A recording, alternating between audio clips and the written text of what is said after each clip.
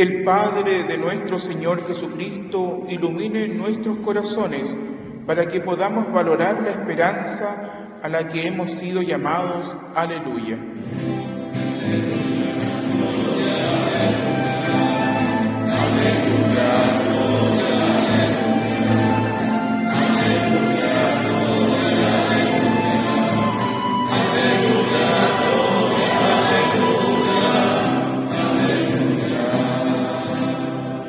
El Señor esté con ustedes. Proclamación del Santo Evangelio de nuestro Señor Jesucristo según San Marcos. Jesús llamó a los 12 y los envió de 2 en 2, dándoles poder sobre los espíritus impuros. Y les ordenó que no llevaran para el camino más que un bastón, ni pan, ni provisiones, ni dinero, que fueran calzados con sandalias y que no tuvieran 2 túnicas. Les dijo: permanezcan en la casa donde les den alojamiento hasta el momento de partir. Si no los reciben en un lugar y la gente no los escucha, al salir de allí sacudan hasta el polvo de sus pies en testimonio contra ellos. Entonces fueron a predicar, exhortando a la conversión, expulsaron a muchos demonios y sanaron a numerosos enfermos, ungiéndolos con óleo. Palabra del Señor.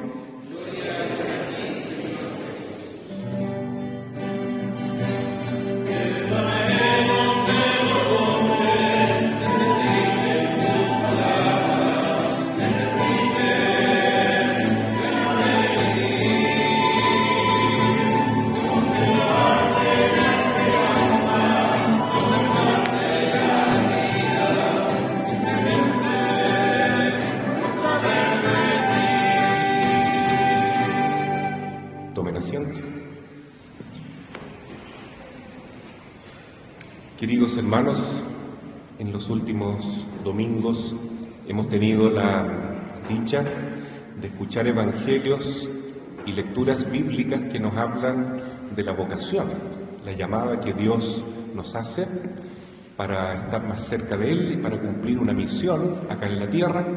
Todos tenemos una vocación a la santidad y un llamado particular a ejercer una misión concreta en el nombre de Jesús aquí en la tierra.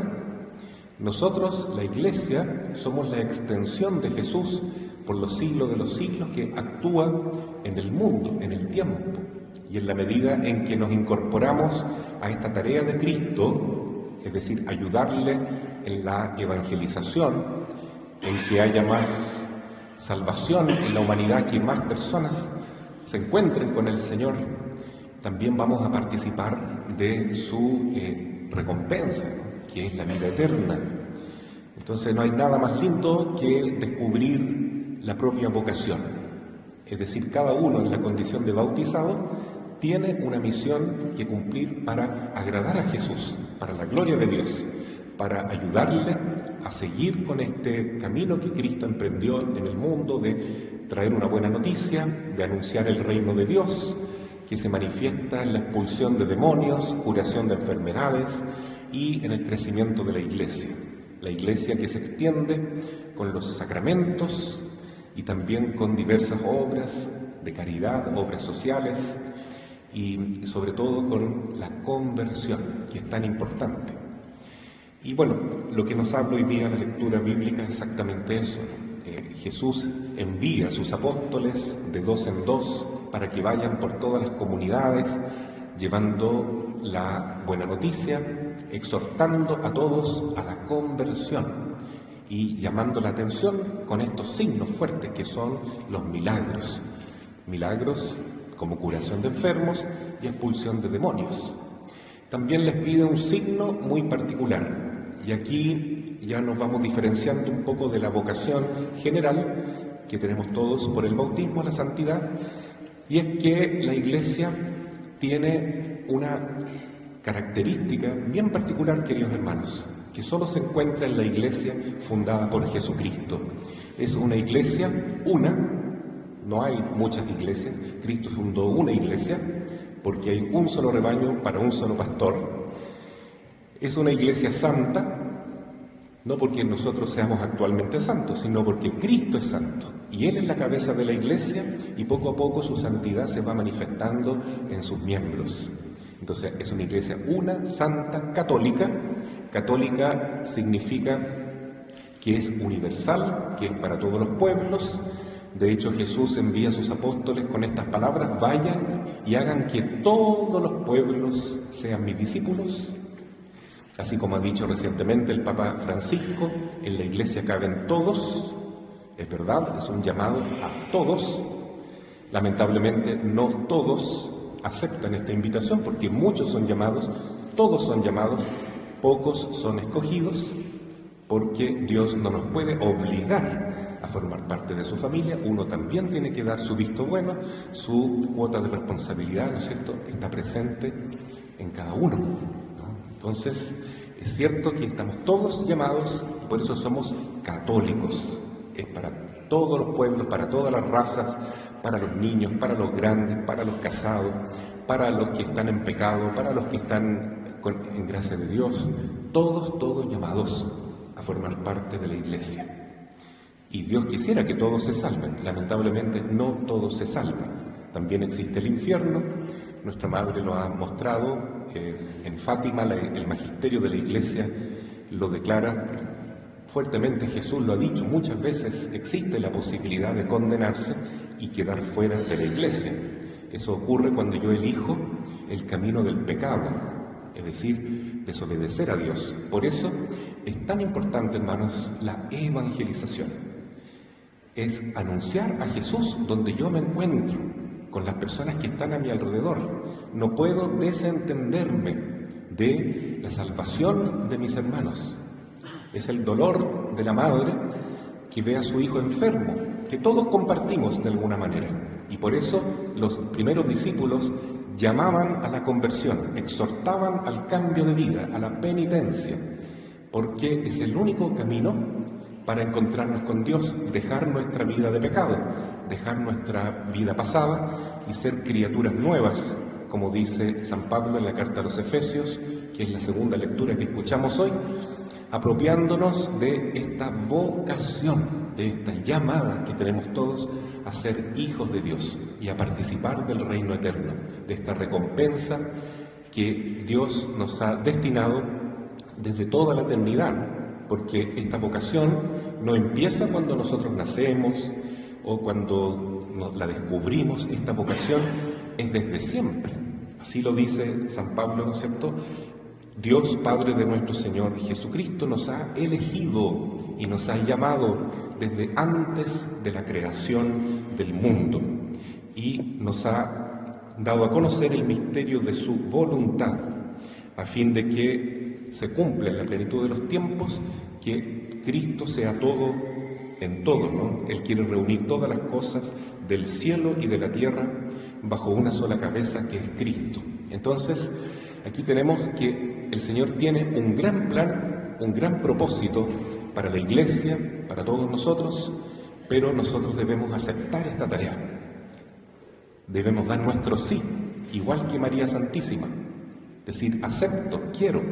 Y tener la experiencia de misionar significa, atreverse a servir de instrumento para Jesús, para llevar esta palabra, este mensaje, ahí donde nos toca estar, en todas partes. Reitero ahora que hay un llamado particular en la Iglesia, ¿no? La Iglesia, digamos, una, santa, católica, y falta una característica. Es una Iglesia apostólica. ¿Qué significa apostólica?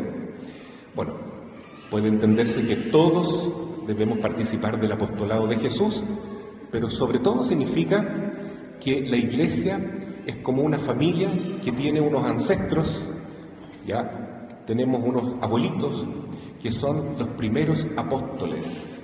Ellos son las columnas de la Iglesia. Ellos son los troncos principales que Jesús fundó. Imaginemos que la Iglesia es como un jardín y Cristo vino al mundo y plantó 12 arbolitos. Cada uno de ellos son los 12 apóstoles.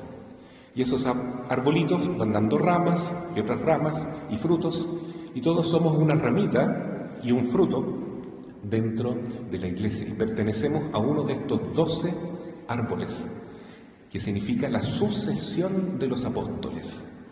Entonces, esto es muy importante, queridos hermanos, porque si no entendemos esto, difícilmente comprendemos lo que es ser católico, lo que es la iglesia de Jesús, que es una iglesia con una cabeza, con una jerarquía. Los apóstoles hoy son los obispos y los sacerdotes que trabajamos en comunión con los obispos, por voluntad de Jesús. Es una iglesia que no está descabezada. No es una iglesia donde es todo democrático, así todos iguales. No, hay una cabeza, que es Jesús, que se manifiesta sobre todo en los apóstoles, llamados por Él, los obispos, los sacerdotes y los diáconos. Grande es la tarea del sacerdote hoy en día, y por eso hemos de rezar mucho para que el Señor envíe más vocaciones, y para los poquitos sacerdotes que quedamos en Chile, al menos, y en los seminarios que están casi vacíos, al menos seamos perseverantes y cumplamos con mayor santidad esta tarea tan importante, ¿no? Porque la iglesia sin el sacerdocio se acaba. No existe iglesia si no hay apóstoles. Es esencial para la iglesia, porque si no hubiera Eucaristía, no hay iglesia. La iglesia está donde la Eucaristía está. Jesús dijo: el que coma mi carne y beba mi sangre tendrá vida eterna. Entonces es esencial que nosotros nos acerquemos a Jesús, que lo amemos tal como Él se nos presenta en la Santa Eucaristía, en la Santa Comunión. Cristo se une a nosotros y nosotros a Cristo. Pero si no hay sacerdotes, se acaba la misa. Si no hay sacerdotes, se acaba la confesión, que es una oportunidad maravillosa de encontrar el perdón de nuestros pecados, que nuestra alma se libere de todas las ataduras que nos impiden volar al cielo, porque nadie entrará al cielo si tiene pecado, y la única manera de que se nos perdonen nuestros pecados es recurriendo al sacramento de la confesión. Si no, Jesús lo habría dicho de otra manera, ¿no? Algunos dicen: no, pero es que yo hablo directamente con Dios y Él me escucha y es misericordioso. Sí, pero Dios también tiene un orden y Él es justo. Y Él le dijo a sus sacerdotes de su tiempo, ¿no?, estos 12 apóstoles: a quienes ustedes perdonen los pecados, quedarán perdonados. Y a quienes no, no les quedarán perdonados. Entonces, tenemos que hacer las cosas al modo de Jesús, no como a uno se le ocurra. ¿Por qué? Porque en la iglesia hay un orden, hay una cabeza. Y hemos entonces de comprender mejor. Nosotros mismos, los sacerdotes, debemos tomar mayor conciencia cada día de la misión tan alta que tenemos. Es una misión de entrega total. Vean, en el Evangelio Jesús llamó a 12. No llamó a todo el mundo, llamó a 12 y les pidió algo especial. Les pidió que vayan por todas partes sin dinero, sin alforjas, confiando solamente en Dios y aceptando lo que la gente en las comunidades le dan para alojar, para vivir, para comer, etc. Pero con esta misión bien especial, ¿no?, de hacer estos signos concretos, milagros y también sanación de enfermos y expulsión de demonios. Todavía estos discípulos en este momento no son sacerdotes, ¿no? El sacerdocio comienza el Jueves Santo, cuando Cristo hace la última cena y les dice: hagan esto en memoria mía. Pero ya está preparando a sus 12 apóstoles para ser distintos, para ser las cabezas, los apóstoles, el fundamento principal de la iglesia. ¿Y por qué, queridos hermanos, es tan especial la figura del sacerdote? Porque está llamado a ser otro Cristo. Y Cristo es sacerdote, pero también es víctima y también es altar. ¿Quién es el sacerdote?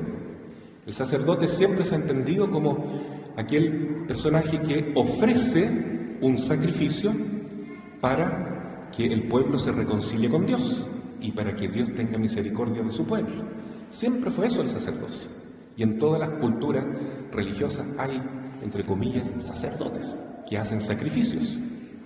Pero Jesús es el verdadero sacerdote, que ofrece el verdadero sacrificio. ¿Y cuál es el sacrificio de Jesús? Él mismo, porque Él es sacerdote, víctima y altar. Es decir, Jesús no ofrece un cabrito, una oveja, una vaca, una gallina. No, Jesús ofrece su propia sangre. Se inmola, se sacrifica Él mismo. ¿Para qué? Para salvarnos de nuestros pecados. ¿Dónde ocurre eso? En forma cruenta, es decir, sangrienta, en la cruz, que es el sacrificio único y definitivo. ¿Cómo nos beneficiamos nosotros de este sacrificio de Jesús? En la Santa Misa, donde se actualiza, es como que nos hiciéramos presentes al momento mismo de la cruz de Jesús y recibimos su sangre. Entonces aquí también está el sacrificio de Jesús, en forma incruenta. No vemos la sangre correr, pero está el sacrificio de Jesús, su cuerpo y su sangre. ¿Y qué tiene que ver el sacerdote con esto? Mucho, porque el sacerdote también es víctima y altar. El sacerdote, nosotros estamos llamados, y esto el hermano Héctor poco a poco lo va asimilando, porque si Dios permite, en pocos meses más va a ser sacerdote. Ojalá a fin de año ya lo tengamos, no como hermano Héctor, sino como padre Héctor.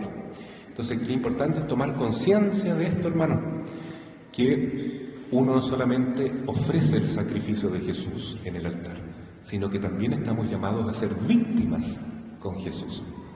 Ofrecernos a nosotros mismos con Jesús. Por eso Cristo le pide a los apóstoles que hagan este sacrificio, de que no confíen en las cosas del mundo, en la plata, en el dinero, en el vestido, en la seguridad humana, que confíen en Dios. Ese es el mayor sacrificio, olvidarse de sí mismo, de los propios intereses, de los propios proyectos y dejar que Jesús haga su voluntad en nosotros. Porque también estamos llamados a unirnos, a hacernos uno con el sacrificio de Cristo. Entonces el sacerdote es víctima, sacerdote y también altar. Todos estamos llamados a ser el altar, donde se ofrecen sacrificios para agradar a Dios y para que muchas almas se salven y no se vayan al infierno, sino que vayan al cielo. Recientemente el Vaticano, ¿cierto?, el Dicasterio para la Doctrina de la Fe, ha aprobado una aparición mariana. Lo ha hecho de manera bien pública, ¿no es cierto? Entonces es interesante decirlo acá en la misa, ¿no? Cuando Roma habla es algo muy fuerte, ¿no? Y cuando dice algo tan hermoso como que una manifestación de la Virgen que no es muy conocida es verdadera, que se puede seguir sin ningún problema, que es la aparición de la rosa mística, que se celebraba justamente ayer, 13 de julio. ¿Y qué dice la rosa mística? Es una aparición de la Virgen en 1947 a una enfermera en el norte de Italia, en Brescia, y ella aparece con 3 rosas acá en el pecho, una rosa blanca, una roja y una dorada. La rosa blanca significa la oración, la rosa roja el sacrificio y la rosa dorada la conversión, la penitencia. Justo lo que dice el Evangelio de hoy, porque la Virgen nunca va a decir algo diferente a lo que dice Jesús. Jesús iba por todos lados anunciando la conversión. Los discípulos vemos aquí lo mismo, iban predicando, exhortando a la conversión, dice la palabra de Dios hoy. Esa es la rosa dorada, porque lo más importante, queridos hermanos, es que nosotros nos vayamos convirtiendo ¿en qué? En otros Cristos. Que seamos verdaderos cristianos significa que ya no viva yo, que Jesús viva en mí. Y eso es lo que nos dice la Virgen: hagan todo lo que mi Hijo les diga. Y yo hago una comparación: la rosa blanca, la oración, es lo que hace el sacerdote, que ofrece la misa, ofrece el sacrificio de Jesús. La rosa roja es el sacrificio, porque el sacerdote también tiene que ser víctima con Cristo. Y la rosa dorada es el altar, porque el altar es donde se realiza el sacrificio, y ese es el sagrado corazón de Jesús. Y también en nuestro corazón estamos llamados a ser altares para que el sagrado corazón esté. Tabernáculos sagrarios, esa cajita que vemos ahí dorada, es donde está Jesús, la hostia, el cuerpo de Cristo. Pero Jesús no quiere estar en una casita fría, de metal. Él quiere estar en esta otra casa de carne y de alma, que es nuestro corazón. Entonces la comunión es Jesús, que quiere vivir en nuestro corazón, pero nuestro corazón ha de parecerse cada vez más al corazón de Jesús. Por eso el llamado a la conversión. Y ahí todos estamos con esta gran tarea, hermanos. En primer lugar nosotros, los sacerdotes. En segundo lugar, los laicos. Todos debemos participar de esta misión de Jesús. Y por último, quiero pedirles a ustedes que recen mucho por nosotros, los sacerdotes. No solo porque quedan pocos sacerdotes, porque faltan muchas vocaciones, sino porque en esta aparición de la Rosa Mística hay una parte de un mensaje que es muy fuerte, ¿no? La vidente en un momento ve el infierno y ve que muchas almas están condenadas ahí, pero dice que hay un espacio reservado para los sacerdotes y para los obispos, y que hay muchas almas de sacerdotes y obispos ahí. Entonces eso es muy doloroso y para uno es una gran responsabilidad, porque ser sacerdote no es un privilegio, es una responsabilidad. Si uno no cumple bien con esta tarea, entonces uno no se va a ir al cielo, se va a ir al infierno, porque a quien más se le da, más se le exige. Entonces, como caridad, yo les pido a ustedes que recen por nosotros cuando nos vean así débiles, tan humanos como normalmente nos presentamos, que tengan compasión, que recen por nosotros, no nos critiquen y que podamos convertirnos cada vez más en aquello que estamos llamados a ser.